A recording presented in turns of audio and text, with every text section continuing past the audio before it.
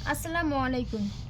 Tahmina's learning club এর অনন্য আয়োজন চলো কোরআন শিখি, এই বরকতময় আয়োজনে সবাইকে মোবারকবাদ জানাচ্ছি। আজকে আমরা চলো কোরআন শিখি এর দ্বিতীয় পর্বটি উপভোগ করব। সম্মানীয় বন্ধুগণ, আজকে আমরা যাচ্ছি প্রথমে, সেটা হচ্ছে গত পর্বে যে হরফগুলো শেখানো হয়েছিল, আমার মনে হয় আপনাদের মনে আছে। আজকের ক্লাসটি শুরু করার আগে আরেকবার চলুন হরফগুলো দেখে আসি। আমরা আলিফ থেকে আবার লিখব। প্রথমে একটি লম্বা টান দিলে এটা হয়ে যাবে আলিফ। আলিফ আলিফ আপনাদেরকে আমি আগে শিখিয়েছি আলিফ দ্রুত উচ্চারণ করতে হয়। আলিফ আলিফ। এবার বা লিখব। প্রথমে নিচে একটি লম্বা টান, পরে মাথা দুটো বেঁকিয়ে দিব। এর নিচে যদি আমরা একটি নোক্তা দিই তাহলে এটা হবে বা। বা বা। আলিফ বা। আলিফ বা। এবার লিখব আমরা তা। তাও সেম একই আকৃতি আমরা আঁকবো। উপরে যদি আমরা দুটি নোক্তা দিই তাহলে এটা হবে তা। তা তা। আলিফ বা তা। আলিফ বা তা। আবার যদি আবার আমরা সেই সেম আকৃতি আবার আঁকবো।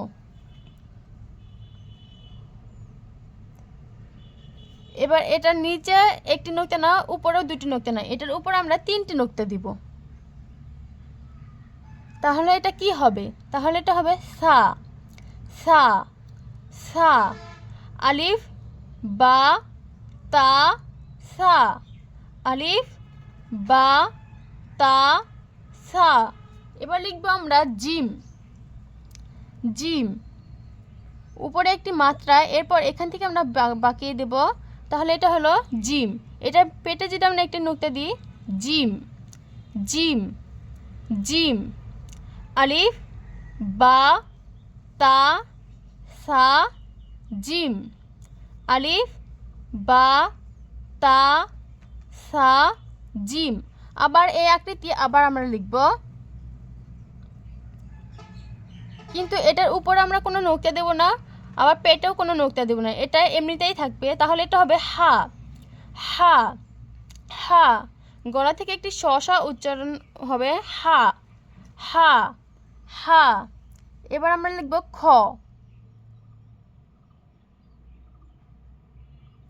খ।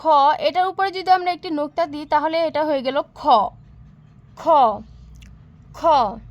আবার চলুন আমরা প্রথম থেকে আরেকবার পড়ি। আলিফ বা তা সা জিম হা খ। আলিফ বা তা সা জিম হা খ। এবার চলুন আমরা পরের 8টি হরফ জেনে দেব। সবচেয়ে মজার বিষয় হচ্ছে আমরা মাত্র 4টি হরফ জানলে পরের 4টি হরফ এমনিতেই পারবো। তাহলে চলুন ওই হরফগুলো কি আমরা দেখে নিই। ক্ষয়ের পর আমরা জানি দাল আসে, তো আমরা দাল কিভাবে লিখব? দাল আমরা প্রথমে এখান থেকে টানতে নিয়ে এসে এভাবে বাঁকিয়ে দেব। তাহলে এটা কি হলো? তাহলে এটা হলো দাল। দাল দাল। এরকম আবার সেম আকৃতি আমরা আবার লিখব। এই যে এটা কি হলো? এটাও দাল হলো, এটাও দাল, এটাও দাল, কিন্তু এটার উপরে যদি আমরা একটি নোক্তা দিই তাহলে এটা হবে জাল। জাল। দাল জাল। দাল জাল। এবার আমরা লিখব র। র আমরা সাধারণত এভাবে লিখব, হয়ে গেল র। র র। দাল জাল র। দাল জাল র। এবার এই র আবার আমরা লিখব,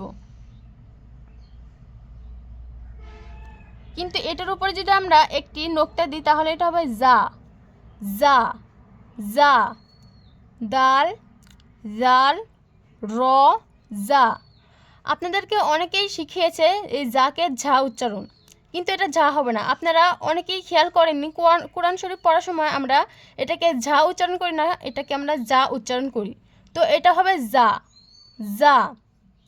দাল জাল র জা। এবার আমরা লিখব সিন।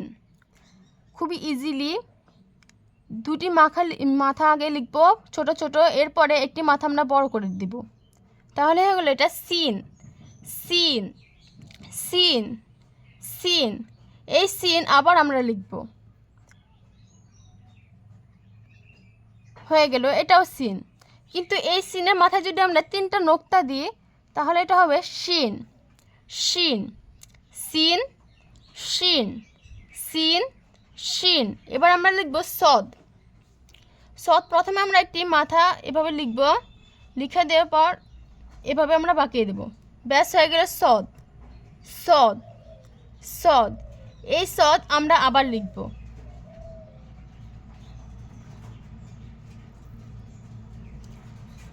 হ্যাঁ এই দুটোই কিন্তু সদ হলো। কিন্তু এই সদের দ্বিতীয় সদের উপরে যদি আমরা একটি নোক্তা দিই তাহলে এটা হবে দদ। দদ সদ দদ সদ দদ। তাহলে আমরা কি শিখলাম, এই দালের মতো আরেকটি দাল দিলে কিন্তু ওটার উপর একটি নোক্তা দিলে জাল হবে, জাল দাল জাল। আবার র, র লিখে আবার যদি রয়ের মতন আরেকটা আকৃতি আমরা আঁকি তাহলে ওটার উপর যদি একটি নোক্তা দিই ওটা হবে জা। জা র জা। সিন, সিন আমরা প্রথমে দুটি ছোট ছোট আকৃতি বাঁকিয়ে পরেরটা বড় আকৃতি দিব, এটা হলো সিন। Scene scene. এই সিনের মতনই সেম আকৃতি দিয়ে ওটার উপর যদি আমরা 3টা নোক্তা দিই তাহলে ওটা হবে শিন। শিন। সদ, প্রথমে একটি গোল মাথা চুক্কা করে আঁকাবো, পরে আবার একটি মানে সিনের মতনই লাস্ট ইয়াটা একটু বাঁকিয়ে দেব, এই আকৃতিটা একটু বাঁকিয়ে দেব। এই এই সদের মতনই আবার পরেরটাও আকৃতি আঁকবো আমরা, কিন্তু ওটার উপর যদি আমরা একটি নোক্তা দিই তাহলে ওটা হবে দদ। সদ দদ। তাহলে চলুন প্রথম থেকে আরেকবার আমরা পড়ে নিই। আলিফ আলিফ, বা তা সা, জিম হা খ দাল জাল, র জা সিন শিন সদ দদ। আশা করি আজকে ক্লাসটি আপনাদের সবার ভালো লেগেছে। পরবর্তী ক্লাসটিতে আমন্ত্রণ জানিয়ে আজকে আমি এখানেই শেষ করছি। আসসালামু আলাইকুম।